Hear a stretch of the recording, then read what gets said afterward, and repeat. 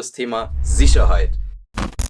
Herzlich willkommen zu einem neuen Video, liebe Freunde der gepflegten Motorsportunterhaltung. Ja, auf der Rennstrecke und auch nebendran geht es häufig um das Thema Sicherheit. Wir wollen alle, dass es uns gut geht und in erster Linie geht es uns hier natürlich erstmal ums körperliche Wohl. Das heißt, wir wollen natürlich gucken, dass wir in unserer Lederkombi ordentlich geschützt sind und das heißt, das Ding muss passen. Also sind wir heute mal hier zu Renngrip gekommen und gucken uns jetzt mal ganz genau an, was wir machen müssen, damit wir eine passende Lederkombi kriegen.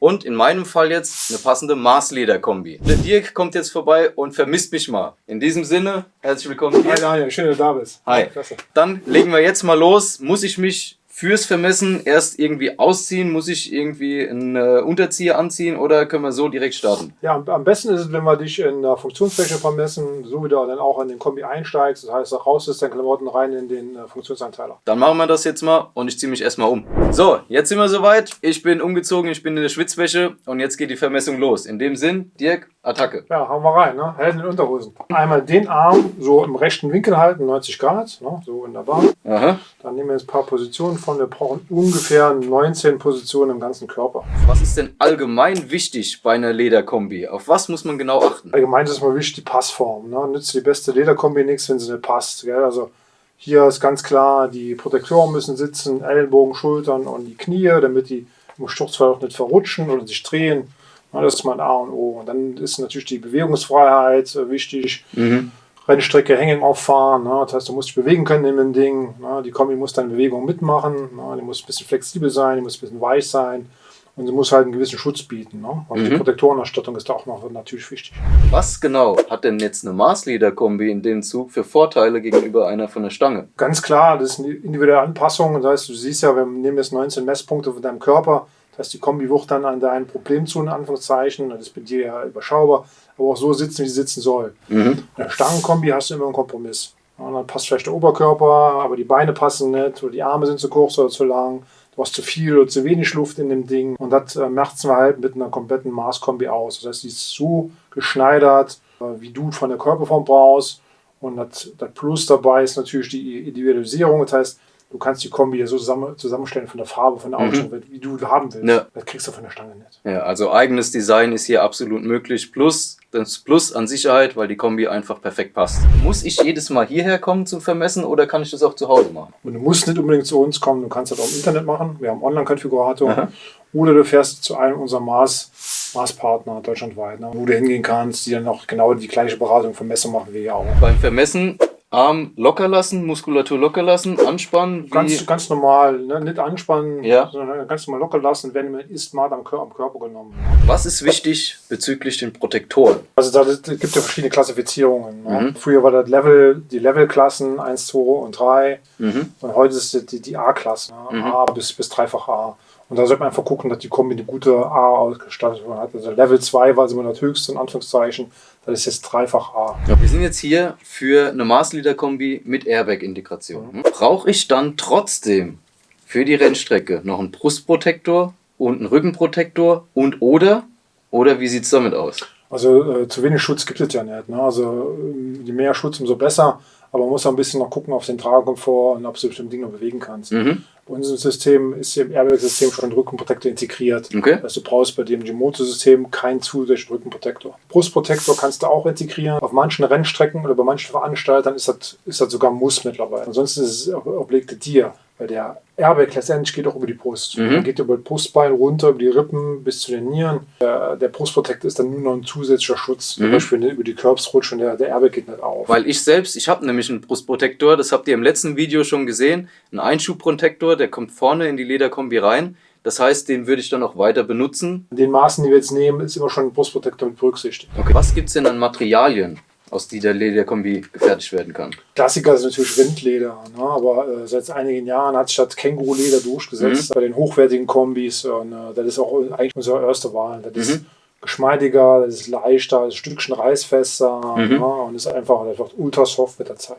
Okay, aber dann warum nimmt nicht jeder direkt Känguru? Was ist denn der Nachteil oder was muss man beachten? Ja, der Nachteil ist natürlich der Aufpreis. Ne? Bei uns kostet er 320 € mehr im Mars, weil auf Mars eigentlich relativ wenig ist. Aber das muss man halt auch im Budget bedenken, ne, dass es halt ein bisschen teurer ist. Aber du wirst auf lange Sicht damit besser und noch zufriedener sein wie mit Rindleder. Gibt es sonst noch irgendwas, wo man vielleicht öfter hört, irgendwelche fancy Geschichten wie Rochenleder, Krokodil, Meerschweinchen oder sonst was? Was hältst du von sowas? Ja, die Geschichte gab es immer mal die letzten Jahre. Ne? Ein Trendy war zum Beispiel Rochenleder in Handschuhen, ne? Oder Ziegenleder in den Handschuhen. Das hat sich bei den Kombis nie durchsetzen können, weil du die Qualität auf die großen Flächen, die du brauchst, nicht hinbekommst. Auch hier sind nicht einfach ein Känguru-Leder zu finden, weil auch die Qualität halt, viele denken, ja, die Dinger, die kommen aus Australien, werden draußen geschossen und zu Leder verarbeitet.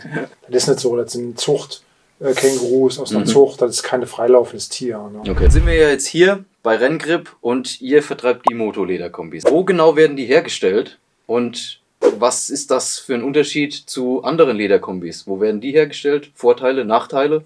Die Lederkombi-Produktion ist ja mannigfaltig. Da kommt ja vieles aus Pakistan, aus China, aus Bangladesch, aus den Billiglohnländern. Und Gimoto ist eine alteingesessene italienische Marke. Was die Italiener schon immer konnten, sind Lederwaren. Ne? Ja. Schuhe, Handtaschen, Jacken und sowas. Und so ist das hier auch der Fall. Ne? Unsere Kombis werden alle bei Gimoto in der Nähe von Mailand per Hand auch genäht und auch zusammengestellt. Und da wird dort auch alles produziert. Ne? Also vom Stück, das Leder wird natürlich zugekauft, zertifiziert, aber wird vom Lederstück komplett da hergestellt bis hin zum Endprodukt. Ne? Das heißt, hier ist Made in Italy wirklich Made in Italy und nicht designed in Italy und dann Made in Pakistan oder ähnliches. Ja, definitiv. Hier bekommst du eine 100%ig per Hand hergestellte Lederkombi aus Italien. Ne? Das heißt, vermessen haben wir jetzt alles. Als nächstes geht es um das Design. Dafür gehen wir dann an den PC. Dafür gehen wir jetzt an den Online-Konfigurator, an den großen Touchscreen. Was für Designmöglichkeiten haben wir denn ganz genau? Also du hast bei den Airbag-Kombis 2 Grunddesigns, wo du auswählen kannst, zwischen der Mugello und der LTD. Und da hast du natürlich dann unendlich viele Farbvarianten, Farbmöglichkeiten. Wir können patchen, Logos, wir können deine Grafiken, wenn du eine hast, umsetzen. Wir können das Ding ganz komplett individuell gestalten. Da gibt es 1000 Varianten, die wir machen können. Okay, und ihr habt einen Online-Konfigurator, das heißt, den können wir uns jetzt direkt mal angucken und ein bisschen mit den Farben rumspielen. Genau, wenn wir jetzt zum Beispiel die Mugello nehmen, die wir jetzt hier online haben, können wir die im Online-Konfigurator zusammenstellen. Das heißt, Form und Schnitt sind ja vorgegeben und die einzelnen Flächen färben wir dann dementsprechend mit den verschiedenen Lederfarben ein. Okay, das heißt, hier hat jeder zu Hause schon sehr viele Möglichkeiten, einfach für sich selber rumzuspielen, auszuprobieren und kann sich am Ende die Konfiguration dann auch als PDF runterladen und dann mitbringen zu euch oder hinschicken? Genau, hier ist nochmal das Ganze in der Komplettzusammenfassung. Wenn man jetzt hier auf Save drückt, produziert er ein PDF. Kunden, die ich zu Hause vermessen, weil es zu weit ist oder auch immer, denen schicken wir auch auf Anfrage so ein Musterpatch raus. Ah, okay, sehr gut. Ja, die können zu Hause am Monitor dann auch alles mal prüfen und sehen die Farben nur noch live. Ja, das ist viel wert, weil doch jeder Monitor irgendwie anders die Farben darstellt. Das kannst du nicht sonst live sehen. Ja. Wenn wir das alles haben, wäre das denn der PDF, weil der PC gespeichert wird, und das kann man uns einfach per E-Mail schicken. Und wenn wir das per E-Mail haben, dann können wir ein Angebot schon mal erstellen. Dann weiß der Kunde, was das kostet. Und daraus können wir auch später einen Auftrag generieren. Das wäre jetzt die letzte Stufe im Design gewesen. Dementsprechend wird die Kombi dann so gefertigt, wie wir sie jetzt zusammengestellt haben. Dann war es das jetzt also zum Thema Design. Ich ziehe mich nochmal um und dann gucken wir uns nochmal genau das Airbag-System an. Jetzt sind wir hier bei dem Airbag und schauen uns den nochmal genauer an. Und zwar hast du vorhin gesagt, der hat 2 Varianten auszulösen, einmal elektronisch und einmal über einen Kabelzug. Erzähl uns mal ein bisschen was darüber. Genau, wir haben hier ein Hybridsystem, das heißt, das ist das einzige System am Markt, was als vollelektronisch oder als Kabel auslösen kann oder sogar beides. Und der Fahrer entscheidet, ob er es zum Beispiel mit einem Kabel auslöst, sich anhakt, oder aber halt mit einer vollelektronischen Auslösung ungefähr mit der Kiste hier. Man könnte jetzt auf die Spitze treiben und sagen, ich mache beides. Ich schalte die Elektronik an und hake mich ein. Dann hättest du eine 100%ige Abdeckung. Will man das Kabel nicht nutzen, dann zieht man das Kabel einfach in die Kombi rein und hakt das letztendlich innen an. Ne? Also dann ist das nicht mehr, der bampelt das nicht da rum. Und hätte dann zum Beispiel das Backup, wenn man dann mit der elektronischen Zündung gestürzt ist, hat aber keinen elektronischen Geber mehr, sondern eine Kartusche, dann könnte man als Backup immer noch mit Kabelzug fahren. Und wäre dann immer noch sicher mit Airbag-System unterwegs. Okay, das heißt auch, wenn jetzt kein GPS da ist oder man keine Auslösung für den elektronischen Sensor mehr dabei hat, kann man trotzdem das Kabel als Backup benutzen und hat immer noch die Möglichkeit weiterzufahren, sofern die Lederkombi natürlich nicht beschädigt ist. Grundvoraussetzung. Wenn der Sicherheitsstandard noch gewährleistet ist, dann kann man natürlich weiterfahren, ist das Ding natürlich kaputt. Das sollte man das sein lassen, aber ich glaube, dann fährt man eh nicht mehr. Ne? Richtig. Dann hat man mit Sicherheit andere Probleme, als dass der Airbag ist. Genau. Ansonsten kann man sich frei entscheiden und da guckt man sich mal das elektronische System an, das ist das Kistchen hier, was hier im Höcker verbaut ist. Ne? Das sitzt hier hinten drin, Reißverschluss auf. Und dann kommt man schon an das Gehirn des Ganzen, das ist die CPU. Die wird hier unten eingeschaltet. Mal einmal an, da fängt das Ding an zu blinken, fährt hoch. Man muss sich das Ganze vorstellen wie ein moderner Computer. Ja. Der fährt eine Sekundenschnelle hoch. Das hier ist nur eine Kontroll-LED, letztendlich an der Positionsleuchte von der CPU. Das Ganze hat man aber hier vorne auch nochmal im Kombi selbst als Statusanzeige. Schauen wir uns das Ganze mal an, wie das verbaut ist, wie das innen drin aussieht. Ist auch ganz einfach. Das heißt, wir kommen durch den Rücken, durch den Höcker hier ans System ran. Das sitzt letztendlich hier hinten drin. Hier ist die Verkabelung. Die geht einmal zum Auslöser, einmal zur Brust-LED und einmal zum Gehirn. Macht man den Reißverschluss hier auf, kommt man schon ins System selbst. Hier sieht man die CO2-Kartusche hinten drin. Hier unten ist der Auslöser mit dem Auslösebalken. Wenn man das Ganze tauschen muss nach dem Sturz, bei einer Auslösung, schraubt man die Kartusche raus, macht den Geber neu, macht den Reißverschluss wieder zu, macht die Flappe wieder zu, macht den Höcker zu und kann wieder fahren. Das ist sehr gut. Das heißt, man muss die Lederkombi nicht jedes Mal neu einschicken, um den Airbag tauschen zu lassen. Genau, man kann alles selbst in der Boxengasse machen oder zu Hause. Hat in 10 Minuten das Ding wieder ready to go und kann den nächsten Turn fahren. Das Ganze können wir aber auch auf dem Handy in der App überprüfen. Genau. Wir haben eine App mit einer App-Steuerung und in der App sehen wir letztendlich den Status.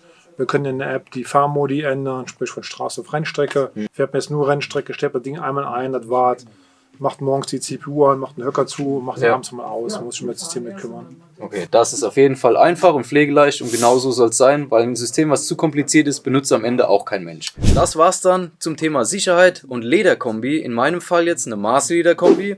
Hier bei Renngrip mit der Gimoto Lederkombi haben wir uns jetzt mal genau angehört, was für Möglichkeiten wir haben, was wir individualisieren können, was wir selber designen können und vor allem, was alles gemessen werden muss. In dem Sinn danke ich dir. Vielen Dank, Dirk. Vielen Dank, Daniel, schön, dass du da warst. Ne? Ich bin gespannt auf deine Kombi. Jawohl, ich bin auch gespannt und wir sehen uns auf jeden Fall nächstes Mal hier, wenn ich sie abholen kann. In dem Sinn, vielen Dank fürs Zuschauen und ich wünsche euch noch einen schönen Abend.